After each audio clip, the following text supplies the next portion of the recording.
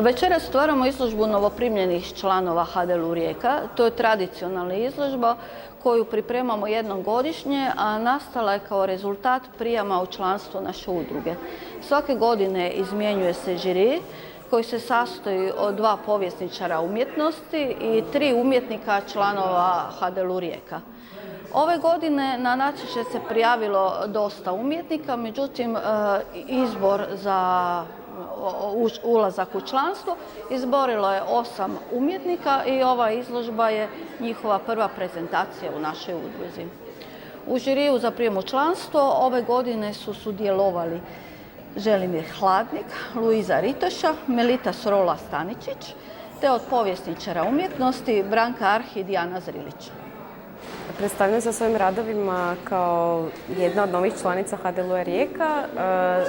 Radovi su nastali u tehnikama dubokog tiska, točnije suhe igle i neke su manje matrice u tehnici bakropisa. Kombiniram tehnike, radim slojeve i igram se s različitim bojama i s različitim zapravo motivima ptica i matrica koje prikazuju nekakvu prirodu, odnosno nekakve grane i slično.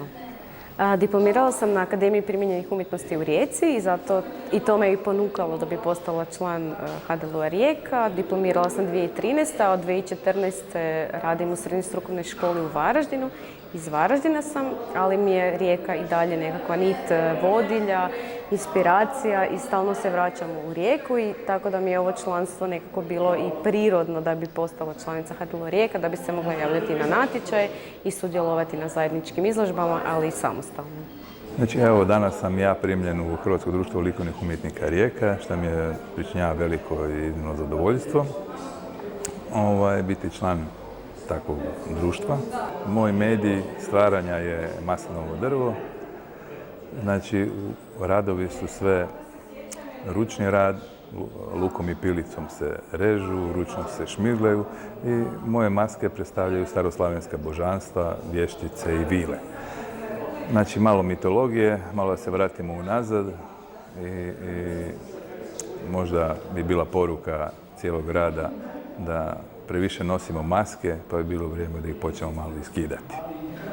Dolazim samo iz grada Jalta, što je u Krimu. U Rijeci živim 3 godine i drago mi je što ja sam sad član društva likovnih umjetnika u Rijeci. Ja sam akademska slikarica, učila sam u Harkovu, Akademiji likovnih umjetnosti, za specijalizaciju restaurator slike. I sad u Rijeci, da kad živim sam u Rijeci, bavim se slikanjem. Moj stil je more, priroda, slikam samo uljem i još crtam olovkom. Ovo je serija autoportreta. To je u stvari samo mali dio jednog ciklusa s kojim sam imala prvu samostalnu izložbu u siječnju ove godine. Radi se o crtežima na platnu, radila sam sa suhim pastelama i drvenim bojicama, s tim da bi najprije platno premazala sa crnim akrilom i onda crtala na to. Krenula sam s tim, ovo je nastalo sasvim slučajno, jer skidala sam u početku sa interneta reference, ali mi je to brzo dosadilo i htjela sam nešto svoje. Probala sam samu sebe slikat, fotkat i tako je to nastalo. Slučajno, sasvim slučajno, nisam se ni nadala da će to ispast cijela serija od 32 slike. Ja sam Iva Starac, završila sam Akademiju likovnih umjetnosti u Zagrebu. Danas ovdje izlažem 3 svoja rada u tehnici akril. Oni su nastali u ciklusu slika Pejzaž sjećanja. Na tom ciklusu slika radim od 2019. godine. Pretežno su to slike koje su nastale iz mašte.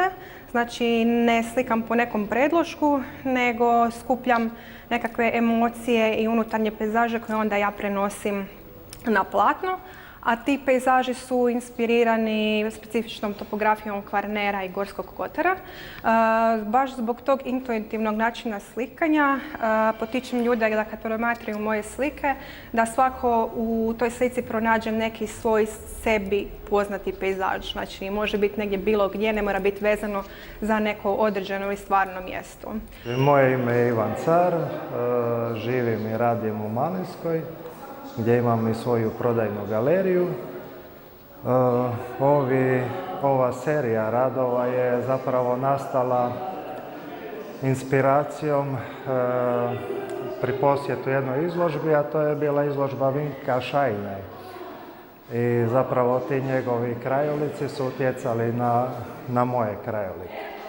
Inače radim u tradiciji lirične apstrakcije, a pomalo se krećem i prema tom nekom mediteranskom stilu gdje nasljedujem možda malo temu glihe, krčke gromače i pokušavam malo i Murtića nadahnuti se s njime i taj neki mediteranski krajolik prikazati u nekom apstraktnom stilu. Pozdrav svima, ja sam Ana Polić, profesionalni sam fotograf. Specijalizirana sam za portretnu, komercijalnu i beauty fotografiju. Prije svega htjela bih se zahvaliti HDLU što sam postala član ovog nevjerojatnog i kreativnog društva i jako mi je drago da danas mogu predstaviti svoje radove. Kao što vidite iza mene, moja ljubav je fotografija. I mogu reći da volim kreativan pristup u fotografiji, volim od običnog portreta napraviti nešto drugačije. Volim se igrati sa bojama, volim se igrati sa sjenama, kompozicijama, sa refleksijama, sve što može fotografiju učiniti drugačijom. Jedna od tih tehnika koju sam primijenila na svoje fotografije, kao što možete vidjeti iza mene, ova crna fotografija i ova tu, primijenjena je uz tehniku drag shutter, odnosno duga ekspozicija, kako bi rekli na hrvatskom jeziku. To je gdje, da sad previše ne dužim, gdje je zatvarač fotoaparata otvoren duže i gdje se snima jedan pokret i zamrzne se sa flešom. Znači, to je jedna tehnika koja je meni jedna od omiljenih tehnika i koristila sam na ova dva autoportreta. Tako da mogu reći da je to moja ljubav, pristup u fotografiji mi je najviše u kreativnosti i kako se istaknuti s nečim drugačijem u fotografiji. Tako da puno vam hvala što sam postala član vašeg društva i to me samo inspirira i motivira da i dalje stvaram i da budem kreativna.